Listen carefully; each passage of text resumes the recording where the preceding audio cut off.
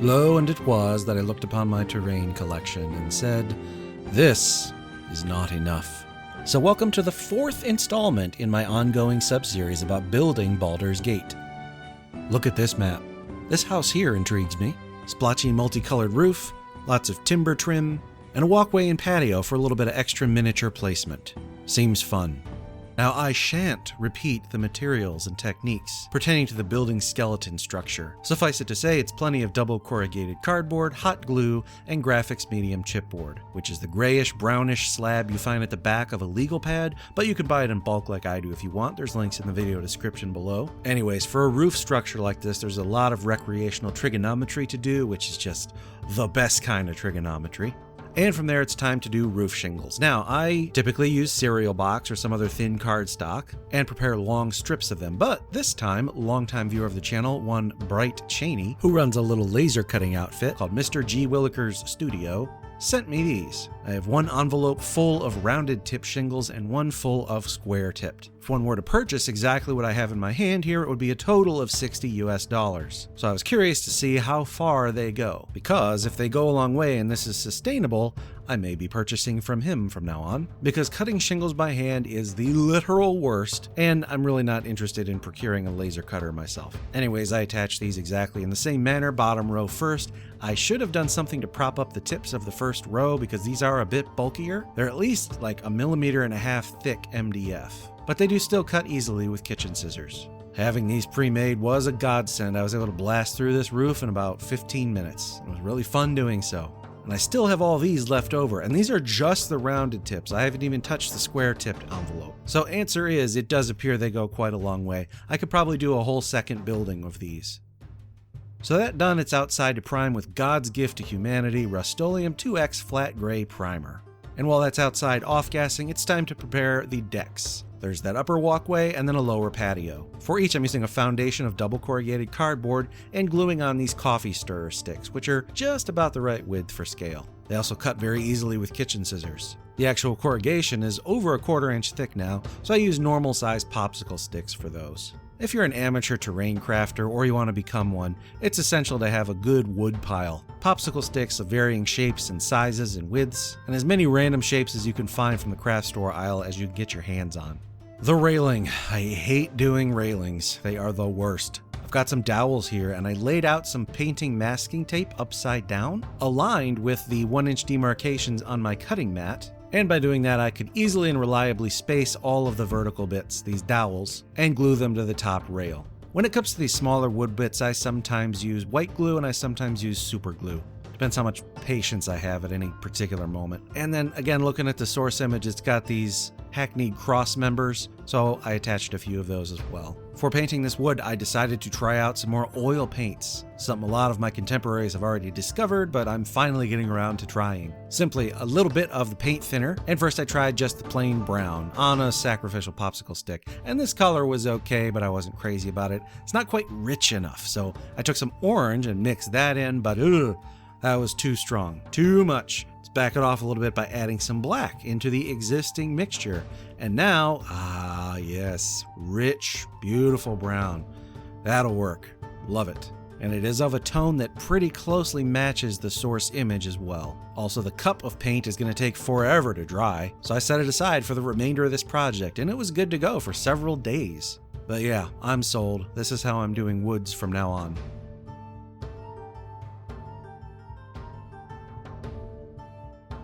Then I took 30 or 40 more of those coffee stirrers, cut off the rounded ends, and pre-painted them. I know I'm going to need a lot to trim out the roof the way that it looks in the source image, so I'm doing this now. And while all of that stuff was drying, I took a moment to address something that's been sort of nagging at my mind. A few months ago, I did a video about treasure and loot. Among the many things in that video were barrels, treasure chests, crates, and storage sacks. And in using them in-game so far, I've found that I usually cluster them up for looks, just like you see in the actual Baldur's Gate game. They're usually these clusters of storage stuff that you can usually loot 1 or 2 things from. Well, I've found that that's all I ever do. I don't have a need to put 1 barrel or 1 sack somewhere. So I'm going to glue these together in clusters of random storage stuff. Now, I don't want them on a base of any kind because I want them to look good in situ wherever they are.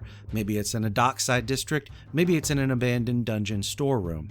So I thought about that, and the trick I came up with was ensure you always have 3 points of connectivity. So I'm attaching crates together and they're touching each other at odd angles, so literally just the corner of one might be touching another. But then something is connecting the two on top, like another crate or a sack. Now you've got 2 axes of control. Good tip at ground level is take white glue, and I painted it on these sacks and then just touched it to 2 crates that were loosely connected. Now I've got essentially a tri-point of connection. Hope that makes sense. Here's a chain of a whole bunch of crates that I imagine using as like a barricade or something for an archer. Pretty flimsy and fragile right now, but I'll use sacks and butt them up against the crates at ground level, gluing them to multiple crates to create those tri-points of connectivity. And coming back the next day, that white glue dries clear and these are sturdy. Excellent. Now I've got scatter terrain of storeroom type stuff. Going to be much less finicky at the table. I know this seems like a small thing to focus on, but again, I've run 3 or 4 sessions now using this stuff in pretty much every one, and it's a hassle to use them. This is going to be much easier, and it's going to look exactly the same anyway. So very happy with how that little mod came out. Anyways, everything else is dry, so let's get back to it. And remember that our sponsor is Heroes Horde for you 3D printers out there. Excellent selection, including all True Tiles lines. White acrylic craft paint, just plain old white. I'm slathering on a solid base coat to the roof. This has horrible coverage. You can see it's splotchy, it's not getting into all the cracks. That's okay. Really doesn't matter. In fact, messier will be better. Then with a very wet brush, I'm doing basically a white wash on the gray walls, and it will dry much subtler, just like the black wash that we always use. And the reason I'm doing this will become clear in just a moment. Let's prepare a stamp of bricks. Here's some dollar store foam board peeling the paper off, and the first thing I tried was a Green Stuff World roller. Bricks. Makes sense, right? And I applied massive pressure to try and get it to indent. These rollers are meant for clay and things that are more malleable. Foam tends to return to its form and is elastic to a certain point. It also varies with the grain and the batch and the whatever else. Foam is kind of unpredictable here. But with a quick test adding some red paints of various hues, I tried it out. And the first one was kind of blotchy, not great. But the second one, getting a little closer. Hopefully now all the excess paint is off. And with the third one, it was kind of looking like I was hoping. Not great still, but definitely better than painting bricks by hand. So I took some double corrugated cardboard and hot glued it to the back, cut it to size, and now I've got my brick stamp. I also went to a terracotta, more of an orangey red, because I wasn't happy with the real red. And with this, I excitedly prepared the stamp and went crazy on the building, only to find it kind of sucked. It did not work very well. It has to be because of bowing in the house or bowing in the stamp or both. But then I went and just applied massive pressure to the point that it's bending the house wall, and I'm still not getting any imprinted paint on there. I know it's not dry yet. It takes a long time to dry on direct foam. But at this point, I was kind of already committed. I went ahead and finished all the way around the house. After all, the intent here is to have that exposed brick underneath the stucco, like you see in the source image. That's all we're going for. So as long as I get a few spots that look like good brick, that's all that really matters. That said, I did experiment with making a better stamp. Using a classic X-Acto knife and ruler and manually slicing out the brick pattern, not all the way through the foam, and using a mechanical pencil to widen all of those cracks. That gives a much more pronounced brick pattern. The recesses where the mortar is are far more recessed on this stamp, so it's much more likely to be successful. I took a sweet potato color and applied that to the stamp and tried it out, and it's still...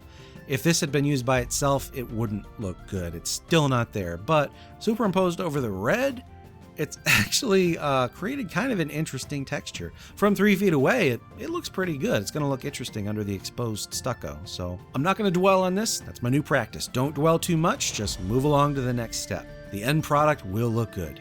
Let's look at the roof of the building in the source image. I noticed 3 main shades there, and I found some matching paints. I'm using a flesh tone, midnight blue, and sweet potato, along with some matte medium, which is how we've been doing the roofs of all of these. This thins out the paint, makes it a little bit splotchy, but doesn't allow it to run like a watered down paint would. So I prepped some healthy mixtures of all 3 and got to work, going from lightest to darkness. So first with the flesh tone, then to the sweet potato, aiming for the white parts that I've missed so far, and lastly the midnight blue.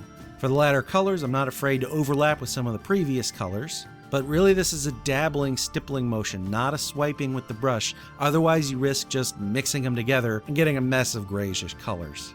Then I smartly finally switched to a bigger, fatter brush, soft bristled, clean but damped, dunked in water and then wrung out. And then using this and sort of dabbing and twisting at the same time where the borders are between any two colors. And this is effectively a poor man's wet blending. We're just getting these shades to interplay with each other, making those boundaries between them less hard. And it looks horrible at this point, but we gotta remember, it's gonna dry much subtler. All acrylic craft paints do. And then our classic black wash. This is just 10 parts water, 1 part black acrylic craft paint, or something like that. You can see the consistency that we're going for here. This does dry subtler than it looks wet, so it's not gonna be this dark. This is just gonna tamp everything down and tie it all together nicely. Now look at this. This is pre-mixed tile grout, specifically white. It's a lot more expensive than normal tile grout, but I will say for the speed and convenience, it is worth it. I'm almost done remodeling our kitchen, including the installation of a counter to crown backsplash. It was a lot of tile and a lot of grouting. But you can see what it looks like. Let's do a mega close-up here. It's got a rough, sandy texture. Grout is usually sanded, after all. I was thinking this texture could be useful as a shortcut for something. It's a lot thinner and it's a lot finer than Sculptamold, for example. So I scooped out a bunch and added some gray acrylic craft paint to it, along with a few drops of purple ink. Totally just a guess there. I'm trying to match the shade from the source image. No idea if it's going to work. But after mixing that up, I can say this is a lot easier to work with than Sculptamold. It spreads on just like butter. It's sticky though. If you get it on your finger, it's going to require water to get off. You can't just like rub it off on a cloth. So I'm using a massive popsicle stick here to spread it out. It's very opaque. This is a thin layer, but it's completely covering up that brick underneath, which is good. So this appeared to be a pretty good start. Then I took a large soft bristle brush and started just dabbling and stippling and twisting away at a spot to re-expose the brick underneath one place. Now what this did is basically form a crater of grout, so I wiped a bunch away manually with a paper towel. I also wet the brush and introduced some water to help wash it away because it sets up pretty quick and it was already starting to adhere to the brick underneath. As you can see, there's a bunch of white spots and cloudiness. This isn't totally the effect I was hoping for. I mean, it's there, but I think I need to do a little more to condition this grout before using it in this manner. But when stuff like this happens and you're already really messy, you can't despair. You've just got to plug on through. Otherwise, it's going to be a pain to set it all up again later. So I kept going with that brush. I kept using more water. I kept scraping away to expose brick underneath. I kept using paper towel to wipe away some excess. And then I went back with the brush to dabble at it and sort of blend the edge back into the roughness. And by working at it, I got a result that was, I mean, you can tell what I was going for at least. Part of the problem also is that material underneath is graphics medium chipboard. It's already a rough fibrous texture, even after it's been painted. If it were slicker like a plastic hard, this probably would have worked better. In any case, I'm gonna do what I always do when something doesn't look fantastic. I'm gonna apply that black wash. So here we go, but oh, that is dark. This stuff really retains paint, or liquids in general. I started to panic here, so it was like, what do? I'm going for more water and more water. Eventually, I took my airbrush rinsing bottle and just started dousing the whole wall with water. Rinsed that paint right off quickly. And it was still kind of dark, so I kept going with the bottle. I think I ended up using like half of this squirt bottle, and the bottom got kind of soggy. It took a few days to dry out. What I should have done is just stopped and diluted my black wash, but I was worried about the black setting up on the grout too quickly. So ultimately, by not stopping, I eventually got it there. I got it looking like I wanted it to, but it should have been a lot easier and a lot cleaner of a job. Anyway, with all that done, I've got those sticks I pre-prepared earlier, and I trimmed out the roof to match the source image. Very simple. I attached these with hot glue. Now the deck and the walkway, also attached with hot glue. Notice that I left the double corrugated cardboard exposed in a certain direction so that it drinks up all that hot glue and makes a very strong connection. And the last thing to attach is this little section of awning that juts out over the patio. I'm also using this to take advantage of its two stilts, which will attach to the patio and create two axes of control. Now the walkway will have something attached to it other than the building, and it won't be easily snapped off with the slightest weight. But with some smart application of white glue, we're gonna go ahead and place that awning like so. Very nice. All right, leave it alone for a few hours. Let's have a look at that roof, huh? How about the shades? You think it matches the image? I think I nailed it. I think it's pretty close. Leave a comment. And here's those exposed brick bits under the stucco. As you can see, final look is pretty good. I'd give it a B-. It's not what I was hoping for, but I am very happy with it.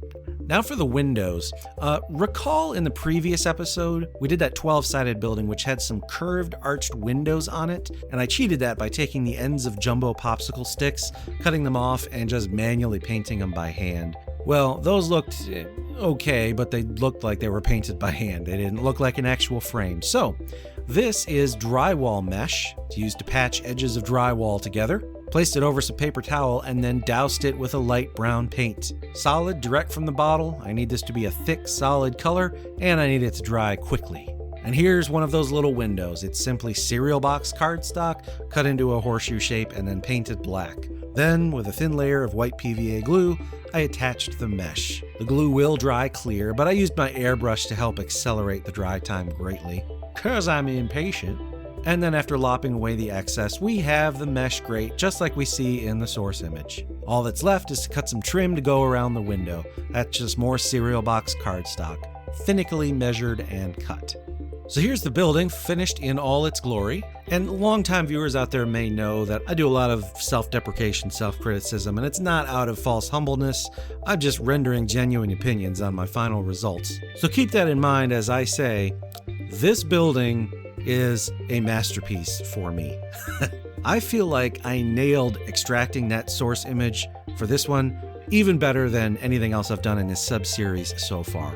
I am also proud of myself for trying some new materials and techniques. That grout was messy, but here I am having done it, and with those exposed brick bits underneath, this is like a serious level up for the likes of me. Still some janky compromise as far as the windows. Ideally, I would have attached all the windows and then done the stucco so that they looked actually embedded in the wall and not glued on top. But after working with the grout and how sticky it is, I know that would have been a miserable failure.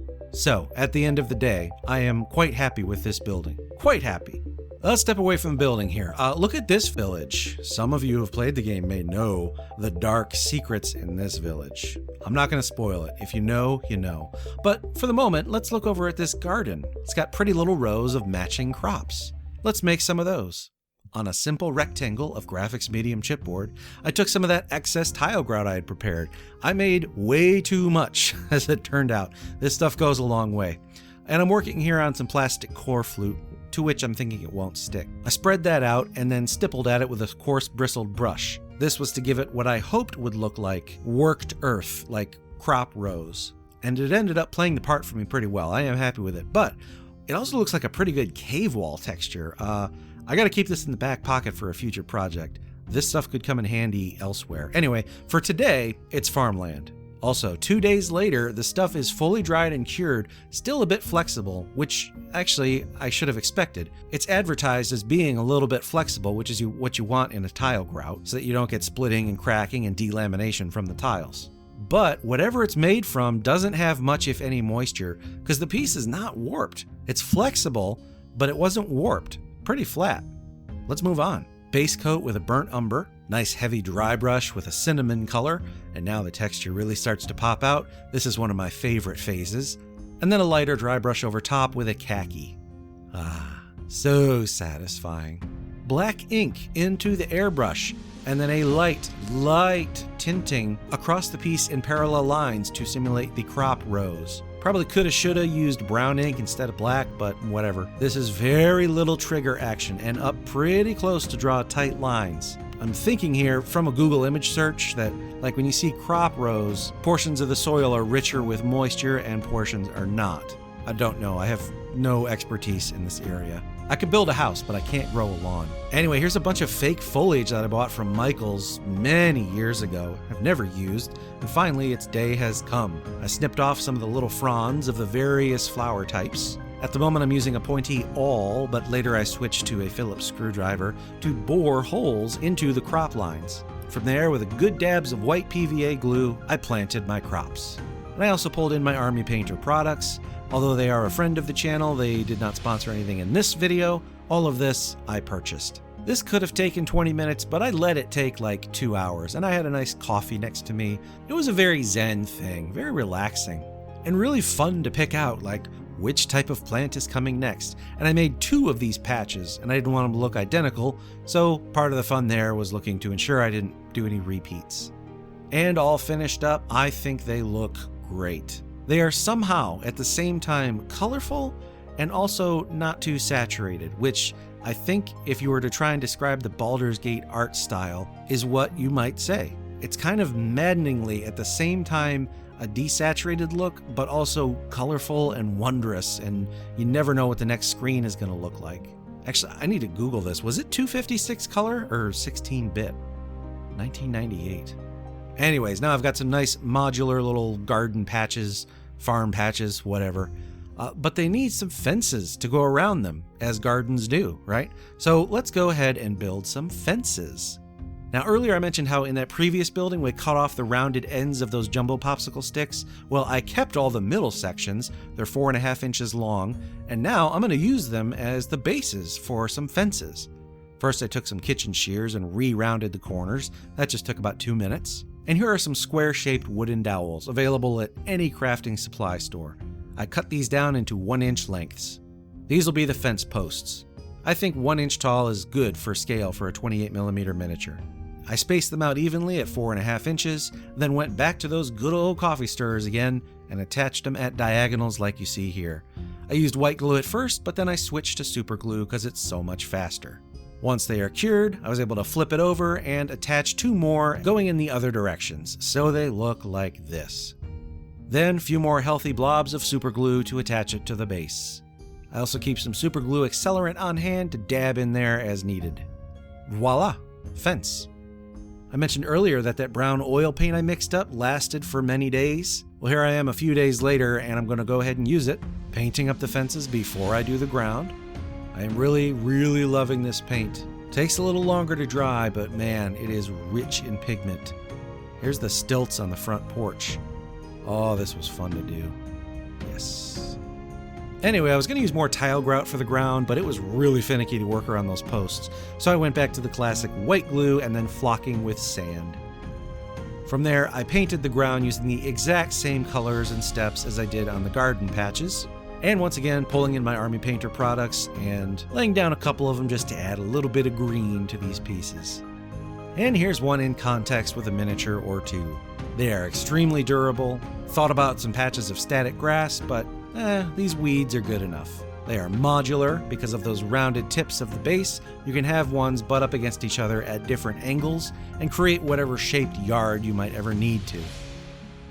And yeah, I just love the way that this wood looks. In my humble opinion, when doing miniature terrain wood, there is no substitute for real wood. It's so easy. The texture and the grain is already there for you. You just need to tint it. Plus, it's crazy strong. If somehow this video is how you discovered me, again, this is the 4th in a mini-series of building Baldur's Gate, and I have a couple hundred other videos in backlog of crafting stuff for D&D, Warhammer, anything tabletop gaming. I implore you to like, subscribe, reminder bell. I also publish some D&D modules on Etsy, they're real cheap, and I'm on Patreon. But most of all, come and find us on Facebook, the Tabletop Crafters Guild. I am but one of many admins, and the group has over 40,000 members sharing their tabletop miniature creations. Hope to see you there. Till next time, I'm Wylock. Make things, play games.